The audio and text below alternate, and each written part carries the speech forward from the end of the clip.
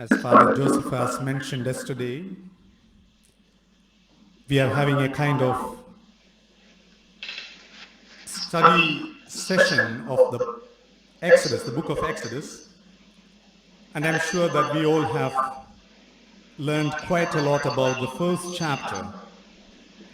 And today we are reflecting, praying upon, and meditating on the second chapter.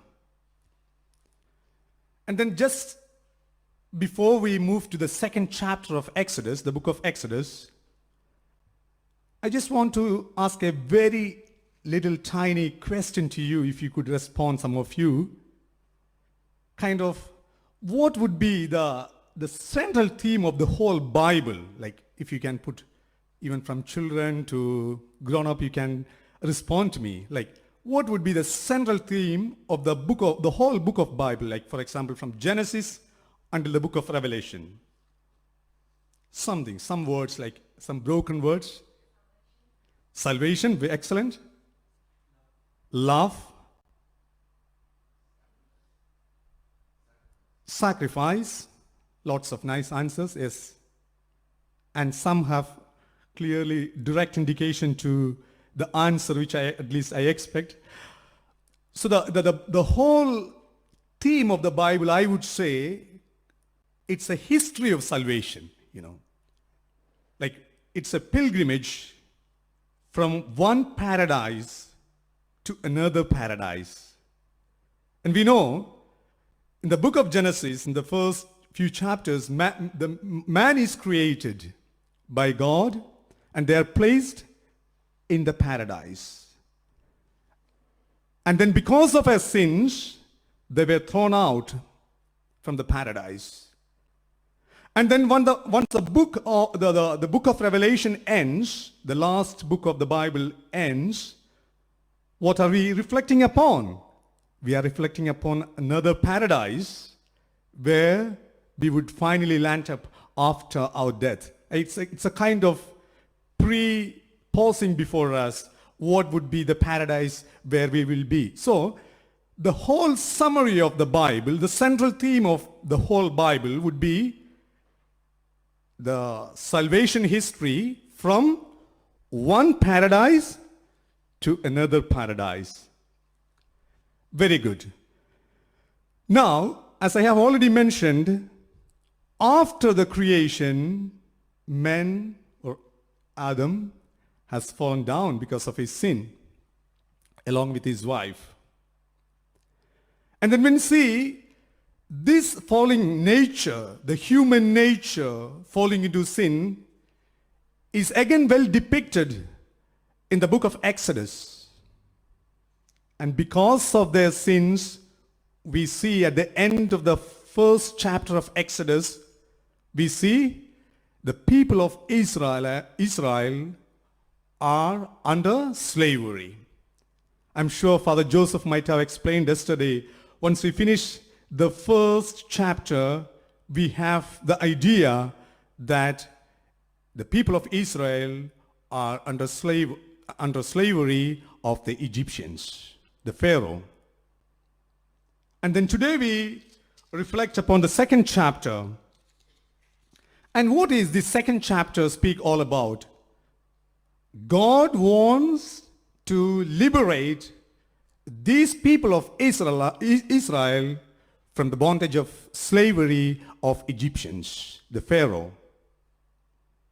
And God brings a kind of liberator for them in the person of the prophet Moses. And I would ask you to read, some of you, the first few lines for me loudly. If you have if you have Bible with you, you may please read one or two verses for me. Could anyone read the first two verses of the second chapter of Exodus loudly? Now a man from the house of Levi went and married a Levite woman. The woman conceived and bore a son. And when she saw that he was a fine baby, she hid him 3 months. Excellent. The first two verses. You see, now a man from the house of Levi went and married a Levite woman. And we don't have any idea who this man and who this woman is. Perhaps in the later books we can clearly understand this Amram and Jochebed, the parents of Moses. But then the interesting verse is the second one. The woman conceived and bore a son, and when she saw that he was a fine baby, she hid him for 3 months. You see, what is the context of hiding their child, Moses? Because there was a command from the Pharaoh that every boy child should be thrown out to the river Nile. And you know, once we end the first chapter of Exodus, the Pharaoh is trying to control the birth rate of Israelites. First, through slavery, you know. So he thought, if I keep on adding too many works over them, they may not multiply and they will not become a huge people. And Israelites were very strong people, and they surpassed the slavery movement which Pharaoh presented before them. And the second tactic Pharaoh used was, he ordered the midwives, what was this? To kill the boy child. The boy children, to kill all the boy children of the Israelites. And who were these midwives? Hebrew people themselves. They said, hello, good, thank you, we will not do that. So they never obeyed it. And the third tactic was this, finally to throw all the boy children to the river Nile. You see how tactically Pharaoh intervenes to control the birth rate of the Israelites. And what happens? What did the parents of Moses did? At least his mother. She exactly obeyed what the Pharaoh said, isn't it? But then she also made a kind of nice boat, a waterproof boat, so that Moses will not sink into the river. See? But what we have to see is, why? We have to ask an important question to us. Why she did. First 3 months she hid her boy child, and then later she knew that she cannot go on hiding her boy child more than 3 months, because the soldiers of Pharaoh will find out when the boy child cries aloud, and then they will find out and they will immediately catch the boy child and kill him. So in the first 3 months she hid, and the end of the 3rd month she threw away him to the river Nile, but then protecting her in a nice little waterproof boat. My question is, why did she do like this? She could have killed him, isn't it? But then you see the answer we can see in the book of, I will ask some of you to read Acts 7:22. The answer is there. Acts 7:22. So Moses I will ask you to read Hebrew 11:23. Hebrew 11:23. By faith, Moses was hidden by his parents for 3 months after his birth, because they saw that the child was beautiful, and they were not afraid of the king's edict. Excellent. So now we have the answer here. Why did they hide the child? Because of the faith. You see, what an excellent answer the book of Hebrew chapter 11:23 is offering. Like in the book of Exodus chapter 2, we only read that they threw their child into the river Nile, but then they do not give us an answer why they did it. But we have the answer here. By faith, Moses was hidden by his parents. I always ask this question to me. At least whenever I make my yearly retreat, I ask this question often to me: why am I still continue to be a priest today? I often ask, even today in the morning, I ask myself, I'm 37 years old, and I ask myself, why am I still a priest? And then the answer immediately comes to my mind is the faith of my parents. They were poor people. They were not rich people, hard-working people. From morning till evening, they used to work in the field. They were not very well educated, but then they gave us children the best thing in the life, that was the faith. I would also ask often to myself, if all the parents had given to their children this excellent, the fine thing in the world, faith in Jesus Christ, what would have been this world now? And there are people who are listening to me, youngsters, people who have already got married, already elderly fathers, especially to you, people who are going to get married and young couples. I would say the best thing you can offer to your children in this world is not a kind of rich, posh life where you have everything. Sometimes today, the parents soon offer to their children video games so that they will be engaged and quiet and calm in their house. Or nice little rooms, decorated rooms with various things. As you grow up, you will have all the facility to move around. You have credit cards, debit cards, all those things. But then the book of Exodus today teaches us from Moses' life, and the book of Hebrew teaches us, by faith Moses was hidden by his parents. See, what a wonderful thing. And then we move on, like for example, this person of Moses, when he grew up, you see the providence of God we see. From the faith we move to the providence. Moses was born. There was a command from the Pharaoh that every boy child should be thrown into the river Nile. Mother completely obeys it. But then you see there is a link of providence always connected in this chapter. Who is coming to see whether the baby Moses is safe? His own sister is coming and watching. Is he safe? Or some crocodiles coming and eating him up? Or the boat is sinking. So there is a kind of link of providence is provided there. And then soon we see the daughter of Pharaoh comes and see. There's a little cry is coming up from the boat, and then soon the daughter of Pharaoh gets into the scene.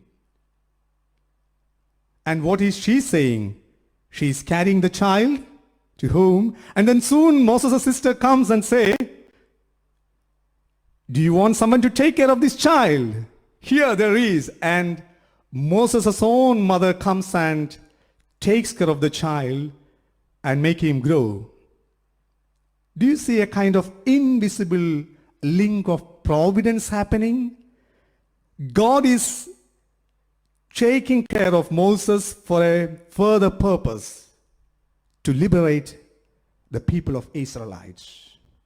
And this is a story of each one of us, if we have strong faith in God. Perhaps we may be thrown into the rivers of Niles in our lives sometimes. There would be somebody, even if we do not know, somebody would be hiding and looking care of us. We are still at least living. No crocodiles have not eaten up. And then there will be somebody to take care of us, to save us, like the daughter of Pharaoh.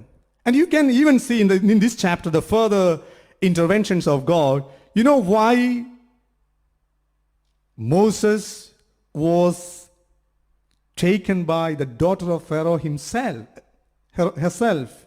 Could have been someone else. For that, I can ask you to read Acts chapter 7, verse 22.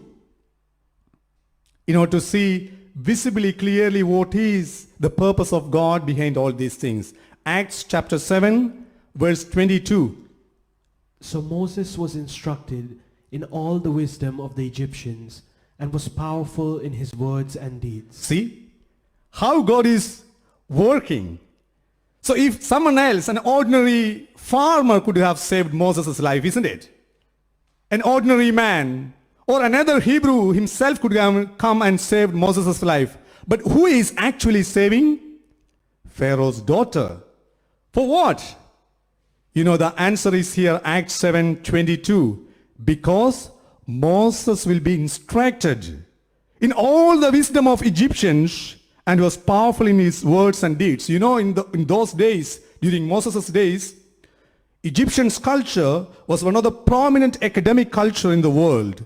They knew all the geography. They knew how to observe the stars. They knew how to fight a good war. They knew how to win. You see, Acts chapter 7, verse 22 says, Moses was trained in all these things. And we have some historians say that Moses was supposed to be the heir to the throne after Pharaoh. And then he was trained by God in the Egyptians' court by their soldiers, by their captains, so that he will come and liberate his own people. So you see the invisible link of providence that God is offering before a man who has faith. This is going to be the story of each one of us, I would say. We just need to be faithful to God. And there comes always this invisible connection of immense providence from the part of God. And then I was even this is the Acts chapter 7 verse 22 is a kind of interpretation of the book of Exodus. Who is giving this talk? Stephen. Before his death, he's preaching. You see? And then things move on, like the story move on. Now we have the clear idea. There is somebody throwing Moses into the river, his sister taking care of him, observing, and Pharaoh's daughter comes and saves him. And he had the opportunity to be trained in the courts of Egyptians. He could get trained by the best teachers, like I would not say Oxford or Cambridge, because I am a student in Oxford. So the then best universities, Moses was trained. For what? God wanted to use him for a greater purpose. If God has decided something for each one of us, my dear brothers and sisters, He will give you the best thing possible in this world. I mentioned the faith by his own parents.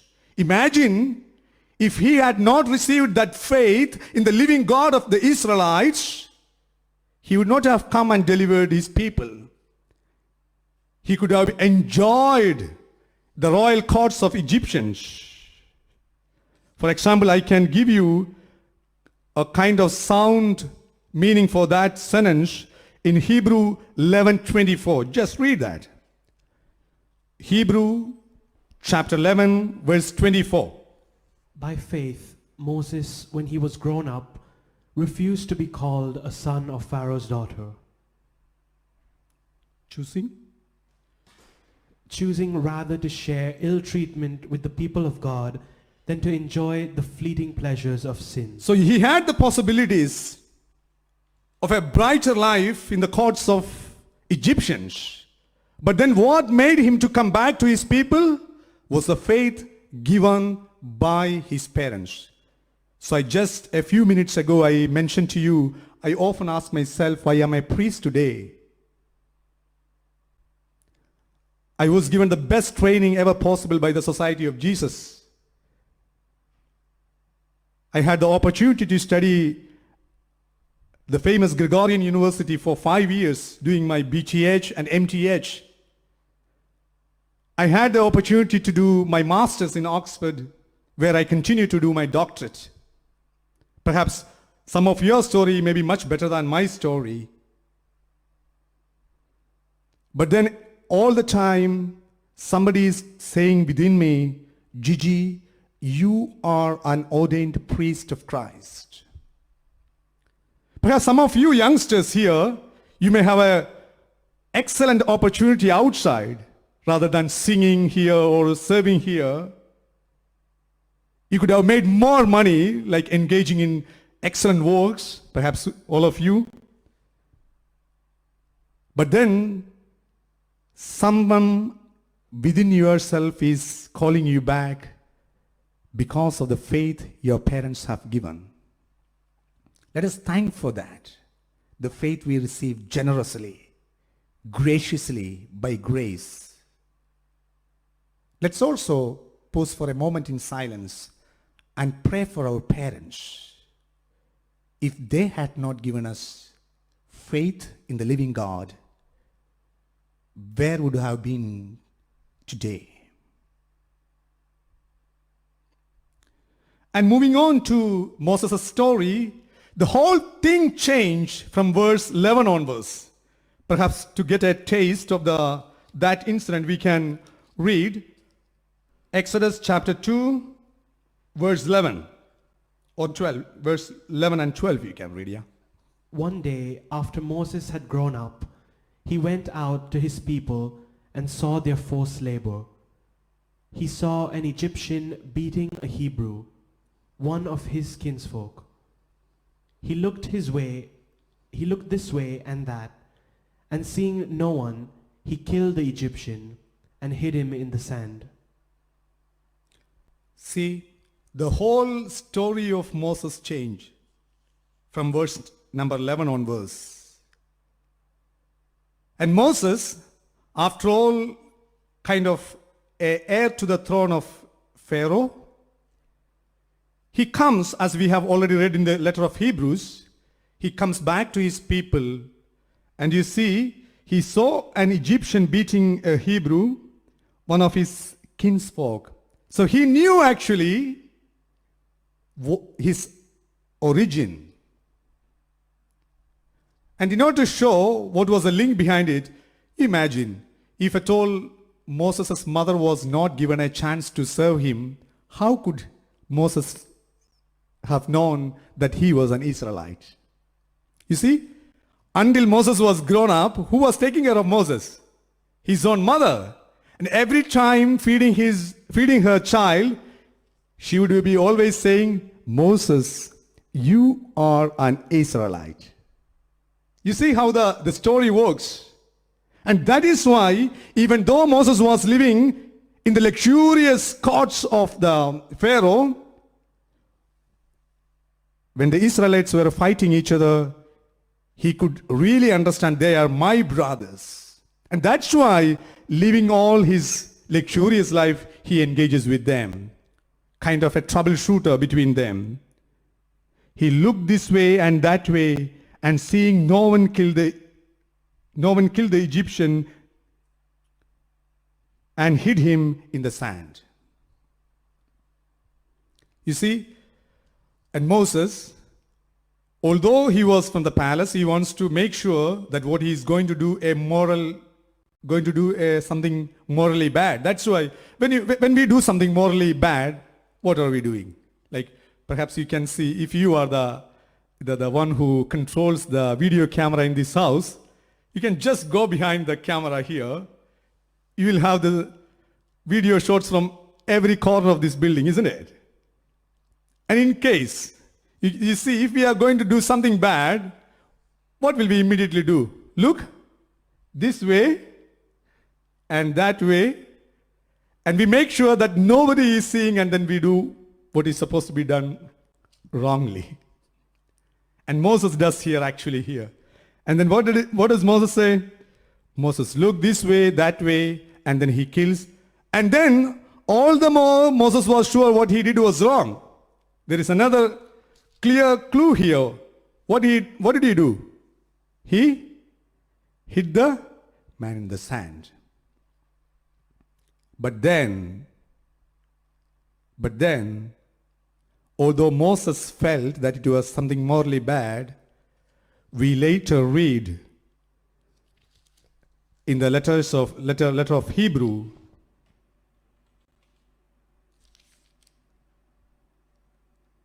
Acts 7:25. Can anyone read? Acts 7:35. It was this Moses whom they rejected when they said, "Who made you a ruler and a judge?" And whom God now sent as both ruler and liberator through the angel who appeared to him in the bush. Okay. So, in the book of Exodus, we see that Moses himself feeling that he did something wrong. But then when we comes to the book of Acts, it is God's plan that he did this act, although it was mortally wrong. So then we can immediately ask question, does God allow or permit to do something morally wrong? So Augustine, the famous interpreter of the Bible, he says, whenever we see such things in the Bible, immediately we have to identify the Egyptian as not as a person, but then a kind of evil. Moses is not killing a person, but then Moses is killing something evil and progressing for the further greater purpose of God. It was just this particular chapter presents us before the person of Moses, but then through him we are offered to think the gift of faith we got and the immense connections, chain of providence that God offers in Moses' life, and so in each one of our lives, the immense chain of providence, and then how he takes care of us to the further. And we know from the book of Acts, book of the Hebrews, that Moses was 40 years old when he came and killed this person. From the letter to the Hebrews we can know. And then when does Moses come again to save the Israelites? At what age? The letter to the Hebrews again says us, after 40 years, perhaps then 40 years plus 40 years. At what age? When he was almost 80 years, he comes back to save his people. And by that time, he had huge experience of life. Where else he got this experience? From the court of Pharaoh, and then later in Midian, where he got married and he had a child. So there also taking care of his father-in-law's property and managing them, he got a huge experience, 80 years. Anyone can imagine the whole life. And then he comes and liberates the people. And by the time when the second chapter of Exodus finish, can anyone read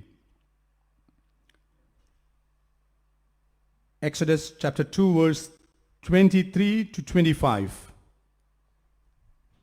After a long time, the king of Egypt died. The Israelites groaned under their slavery and cried out. Out of the slavery, their cry for help rose up to God. God heard their groaning, and God remembered his covenant with Abraham, Isaac, and Jacob. God looked upon the Israelites, and God took notice of them. See? And the verse number 24 gives us the real answer why God led Moses through such a long life of 80, giving him all the possibilities, giving him the opportunity to be trained in the courts of Pharaoh, and then later in Midian, because God heard their groaning and God remembered his covenant with Abraham, Isaac, and Jacob. And our God is a God who remembers his covenant. And then,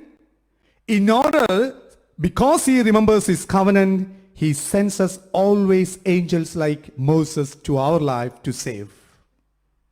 And this is the story of the Bible. In the beginning of the homily, I said our life, the book of Bible offers a salvation history from paradise to another paradise, or the final eschatological paradise.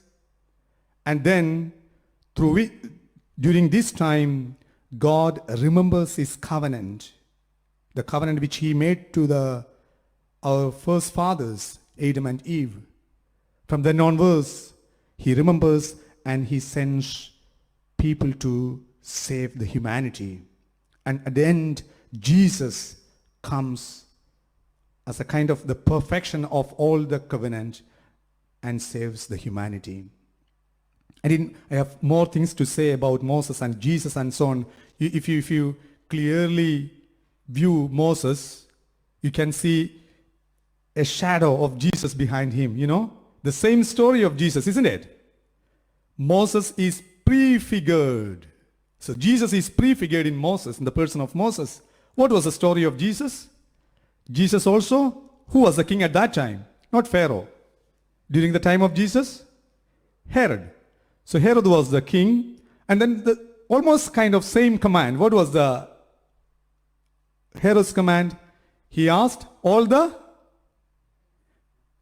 male children to be killed, and then the same way what Moses' parents did, Joseph and Mary takes Jesus and hiding, and then you know all the story. Jesus is prefigured in the person of Moses.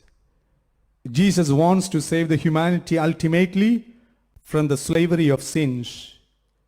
That story is clearly prefigured in the person of Moses. And Moses, although he saves the Israelites, he was going to say us that there is someone coming after me who will be eternally saving the humanity from the bondage of sin and from the bondage of devil.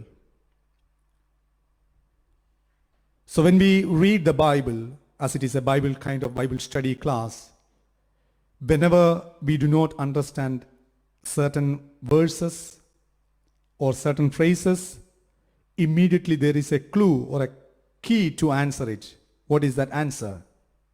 Jesus. If you do not understand any words, complex words, you just bring Jesus into that word and check whether things fit very well. And soon we will understand the whole thing very clearly. This is not my answer. This is Saint Augustine said. Whenever you read some complex thing, or whenever you have some verses which perhaps may be scandalizing for your faith, immediately bring Jesus there. For example, you can imagine here Moses killing an Egyptian. Is it right, someone killing someone? And Moses himself showed that it's not good to kill someone. That's why he looked this side and that side and killed him and hid him under the sand. But then in the Hebrews, we have almost, in the letter to the Hebrews, we have almost the confirmation that it was in the long plan of God so that he would save the Israelites. And then, in that sense, Moses was not fighting with an Egyptian, a person, but rather than a kind of evil reality perhaps. So as we study this passage, the second chapter of Exodus, let us pause for a moment in silence. I have presented a few points. Let us pause for a moment in silence and think, which are the points which struck my heart? Perhaps the faith of my parents, or the immense chain of providence, the providence of the living God. How he is training me, although at times I find in my life certain difficulties. Like Moses, people do not understand me. They criticize me, even my own people, like Moses. Are you the king and judge of us? An Egyptian asked Moses when he wanted to solve the problem.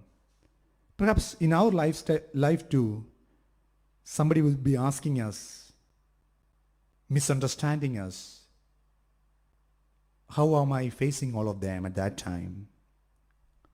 And the book of Exodus chapter 2 clearly tells us strong faith in the living God, like Moses had, like his parents had.